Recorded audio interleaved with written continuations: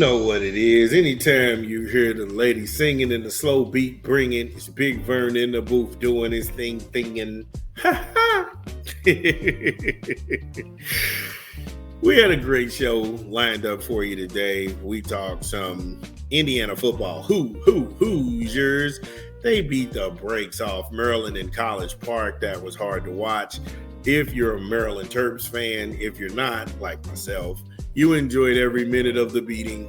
It's not just an ass kicking, it's the way the ass was kicked. Then we talked some SMU. They upset Miami on the road. Kevin Jennings is pretty much one of the most underrated quarterbacks in the ACC. He was able to not only run for touchdowns, but he was also throwing touchdowns. He put it all on the line. Shout out to him. Party up, Dallas. Pony up, Dallas. Let's go. Then we talk some Notre Dame. They make short work of Boston College. That wasn't even worth covering. However, the Fighting Irish are headed back to the college playoffs. Congratulations to them. We pivoted back to the Big Ten and Minnesota, the Golden Gophers. They are now bowl eligible. They beat Michigan State. They beat Michigan State. And happy for PJ Fleck. Happy for PJ Fleck and them just rowing the boat. Good old school Big Ten game. Not a lot of fireworks. It was pretty much hat on the hat defensive specialist. From there, we talked about the Ohio State Buckeyes. They beat the brakes off Penn State. They sent Jim Knowles and his ego packing in Columbus. We talked some American football with Memphis and Rice. Jesus, this is a lot of recaps.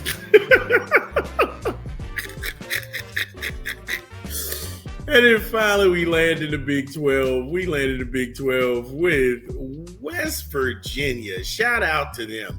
And I gave the Mountaineer faithful. I gave them shit. And I talked about the season Rich Rodriguez was having. But they knock off Houston. Just how big was this? Really, it was a big deal. We'll get into it when we come back from a quick 20. It's your boy, Big Vern. Give me a beat. What up? It's your boy, Big Vern, here in the App Stupid Studios. We pushing another rap album this month. Welcome home, Ruben Vincent and Ninth Wonder. Get it where you legally consume music, whether it be Apple Music, Google Play, or Spotify. My personal favorites on the track is going to be Gotta Get It. Gotta Get It is dope. And Queen City is live. I think when Ninth Wonder does these mashups and these samples, when he sampled the I'll Be Sure Night and Day joint, that was hard. Get Up, Get Down, Dre and Sydney featuring Sweater and Raheem Devine, that's another good song. I was really impressed with this project. Sweet and Good, I'm Good with Marco Plus, Julius and DL Zine. I thought that was a good song as well. And In My Life, Ruben Vincent, Ninth Wonder, welcome home. Get your copies. It's your boy, Big Vern. Shout out to Ruben Vincent. Make sure you go ahead and get Homecoming. I dug that, especially the loop with I'll Be Sure's Night and Day classic, and it was chopped up. Ninth Wonder's, he's dope, bro. Ninth Wonder's dope. But to the Mountaineers, this was a great game. And the game plan for Houston going into this was just, hey, look, keep the train on the tracks. Keep the train on the tracks. We're ranked 22. We could go ahead and get to the Big 12 Conference Championship if we can only make it past these games, the trap games at the end of the year. We could possibly be playing BYU. West Virginia came in and played spoiler. And they took what Houston was giving them. They was trying to shut down the air. West Virginia took it to the ground. The Mountaineers took it to the ground. At halftime, this thing is 21-21. They were not scared. They were not intimidated. They showed up with a game plan to take them, gash them between the tackles, and kill them out there on the edges. And it worked. It worked. Right now in the standings, Houston, they were right behind Cincinnati at 4-2 in the conference. You get all the way down to West Virginia. West Virginia's 1-5 in the conference. The only team worse than West Virginia is Oklahoma State.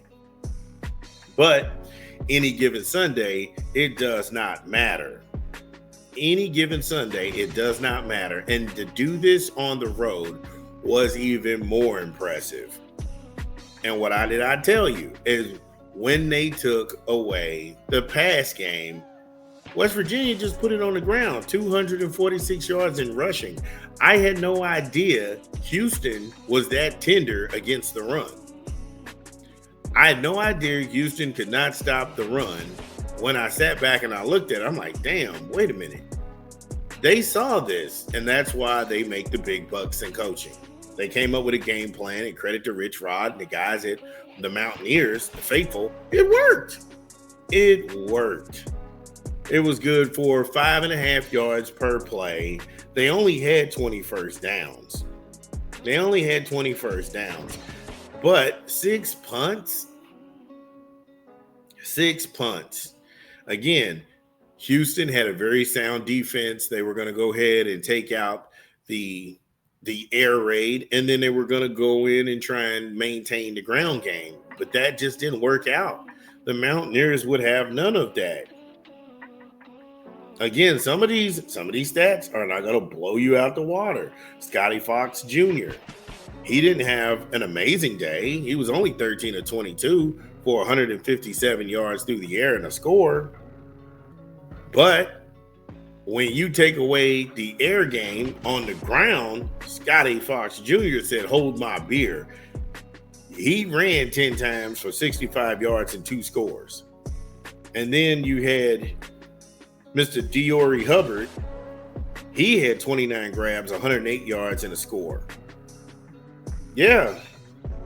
And Sakir Bowers, that guy, 9 touches, 65 yards and a score. It was all in the run game. And Houston was rendered useless when it came down to putting the ball on the ground. Because 2 things.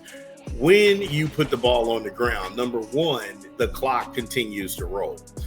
If you are so pass heavy and so pass friendly, when there's incompletions, the clock stops. And you're really giving a team extra possessions. And so they were able to fight through the extra possessions. They were able to keep the ground. Even when the air assault wasn't working, the ground game was just eating and feasting. And the defense was respectable. The defense was serviceable. The defense kept them in front of them, and the defense continued to work. And it worked for the best outcome. This was a huge upset. This takes This takes Houston out of the Big 12 championship game. This eliminates them also from the college playoff. There's so much parity in the ACC and the Big 12. They may only get one team in the college playoff, because it's going to be very hard to make a case for a two-loss West Virginia team or a 2-loss Houston team over a 2-loss Oklahoma team. Even though me and you know Oklahoma hasn't played a damn soul. However, they would give them the nod just because of the conference that they're in, which is wrong. You should have 2 representatives from the Big 12 because they can play with anybody. But congratulations to Rich Rod and the guys in West Virginia, the Mountaineers. Hats off to you. Dun, dun, dun, dun. Well, that's the show. Thank you all for joining us. We had a great time. Make sure you smash the like and subscribe button and share the content. This is Big Vern, and we'll see you tomorrow. Peace.